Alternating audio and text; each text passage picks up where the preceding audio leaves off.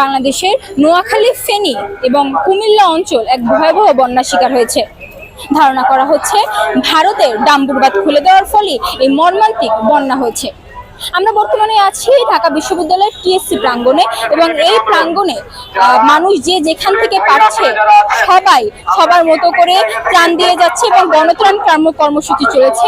সেই গণত্রাণ কর্মসূচিতে মানুষ লাখের উপরে টাকা অনুদান করেছে এবং যে যেখান থেকে পেরেছে সেইখান থেকে জামা কাপড় থেকে শুরু করে সবকিছু দিয়ে গিয়েছে।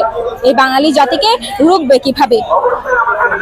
আজ অনন্যার সাথে আপনাদের বর্তমান পরিস্থিতি জানাবো আমি ইশরাত জাহানেশা।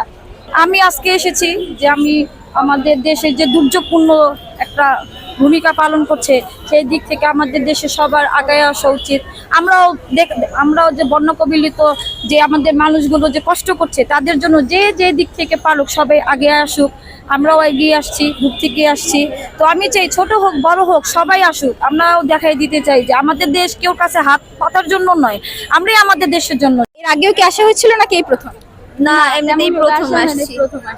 কোথা থেকে এসেছো? আমরা আজিমপুর গভর্নমেন্ট গার্লস স্কুল থেকে আসছি। আর এখানে কি কোনো অনুদান করে দিয়েছো বা কোনো কিছু দিয়েছো নাকি ভলান্টিয়ারিং করতে এসেছো? না, আমরা আসলে আমাদের স্কুল থেকে আমাদের ক্লাস থেকে বা বিভিন্ন আশেপাশে যে দোকান আছে সেখান থেকে টাকা উঠেছি, টাকা উঠিয়ে এখানে ড্রাই ফ্রুট, তারপরে আমাদের যে জামা পোশাক এইসব ওইখানে দিয়ে এসেছি শহীদ মিনারের পাশের মাঠে। আমরা এখানে ক্যাশটা জমা দিতে এসেছি।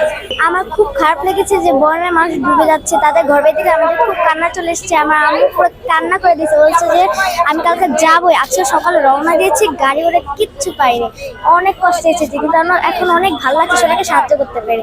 চেয়েছিলাম যেতে, কিন্তু এখন কিচ্ছু পাওয়া যায় না।